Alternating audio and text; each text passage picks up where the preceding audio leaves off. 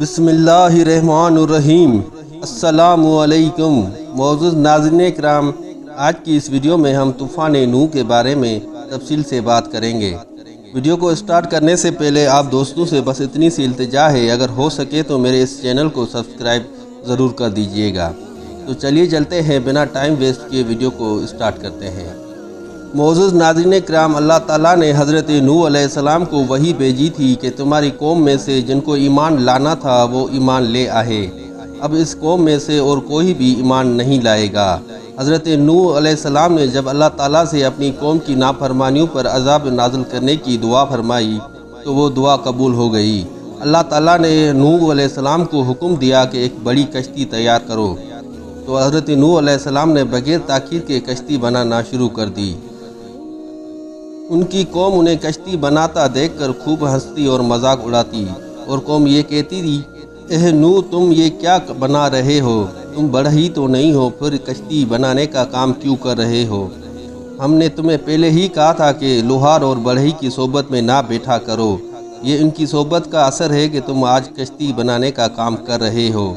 لیکن ذرا یہ تو بتاؤ کہ اس کشتی کو کہاں لے جاؤ گے؟ یہاں تو آس پاس کوئی دریا بھی نہیں، دریا بھی یہاں سے سینکڑوں کوس دور ہے۔ اس کشتی کو کوئی جن ہی ہوگا جو اڑا کر لے جائے گا، اور کوئی یہ کہتا کہ اس کشتی کو بیل سے باندھ کر گھسیٹ کر لے جانا پڑے گا۔ حضرت نوح علیہ السلام ان کی اس باتوں کو سنتے اور صبر اور برداشت کرتے، اور جب وہ زیادہ بولتے تو حضرت نوح علیہ السلام ان کو کہتے کہ آج تم ہم پر ہنس رہے ہو، انشاءاللہ کل ہم تم پر ہنسیں گے۔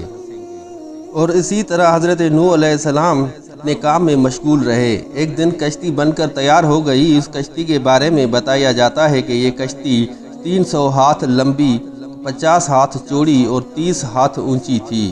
اس ہاتھ کا پیمانہ حضرت نوح کے پردادا کے ہاتھ کے مطابق تھا۔ پانی سے 6 ہاتھ باہر نکلی ہوئی تھی، بند تھی۔ اس کشتی میں 3 دروازے بھی لگائے گئے تھے، جن میں بعض اوپر اور بعض نیچے تھے۔ اللہ تعالیٰ کا وعدہ عذاب کا وقت قریب آ چکا تھا۔ حضرت نوح علیہ السلام کی قوم جس کا کہتی تھی کہ تم اگر سچے ہو تو ہم پر عذاب لا کر دکھاؤ۔ زمین کی تہہ سے پانی ابلنا شروع ہو گیا تھا۔ حضرت نوح علیہ السلام نے اللہ تعالیٰ کے حکم پر اپنے خاندان کو کشتی میں بٹھا لیا، اور تمام جانداروں میں سے ایک جوڑا بھی کشتی میں سوار کر لیا۔ وہ جماعت جو مسلمان ہو چکی تھی، اس کشتی میں حضرت نوح علیہ السلام کے بیٹے بہویں اور یعنی کہ بیٹوں کی بیویاں اور 73 افراد جو ایمان لے آئے تھے، ان سب کی تعداد 73 افراد پر مشتمل تھی، اور ان میں حیوانات کے جوڑے بھی شامل تھے۔ وہ بھی کشتی میں سوار ہو گئے۔ شیطان نے انسان کو بہکانے کی ذمہ داری اپنے ذمہ لی ہوئی ہے، اسی لیے وہ اپنے کام سے غافل نہیں رہتا۔ حضرت نوح علیہ السلام نے کشتی میں سوار ہونے پر اپنی کشتی میں ایک انجان بوڑھے کو دیکھا۔ وہ بوڑھا ایمان لانے والوں میں شامل نہیں تھا، اسی لیے حضرت نوح علیہ السلام سمجھ گئے کہ یہ انسان نہیں ہے، انسانوں کے روپ میں کشتی میں سوار ہو گیا ہے۔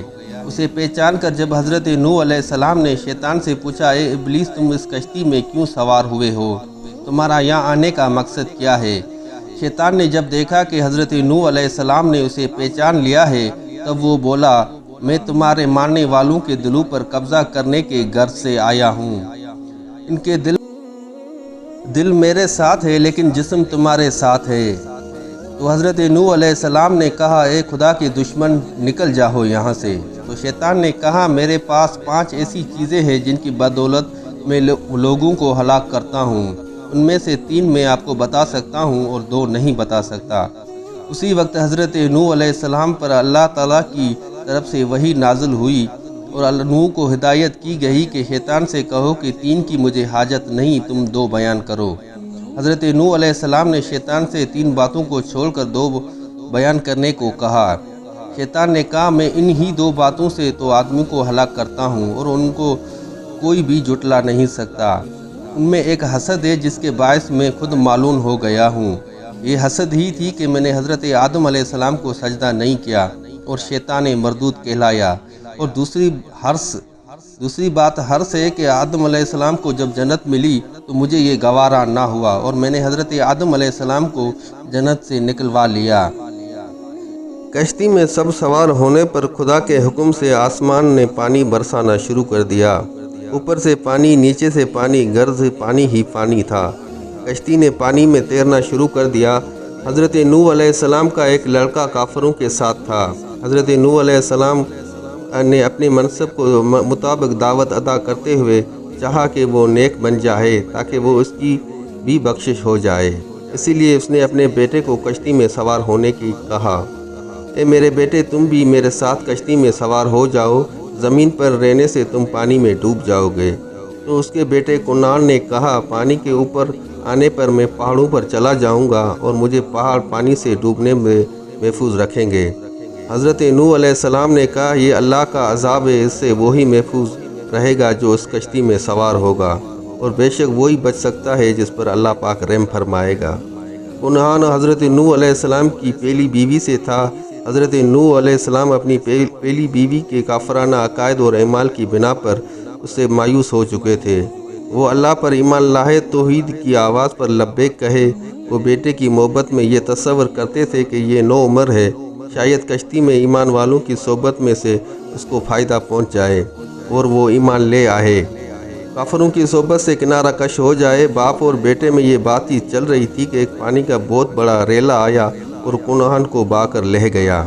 بیٹے کے پانی کے اندر جانے پر حضرت نوح علیہ السلام کو خیال آیا کہ ان کا بیٹا پانی سے نجات نہ پا سکا، آخرت کی آگ سے وہ نجات پا جائے گا، کیونکہ آخرت کے آگ سے زیادہ ہولناک اور دردناک ہوتی ہے، اور اللہ تعالیٰ کا وعدہ تھا کہ میں تمہارے گھر والوں کو نجات دوں گا، اور اللہ تعالیٰ کا وعدہ بے شک سچا ہوتا ہے۔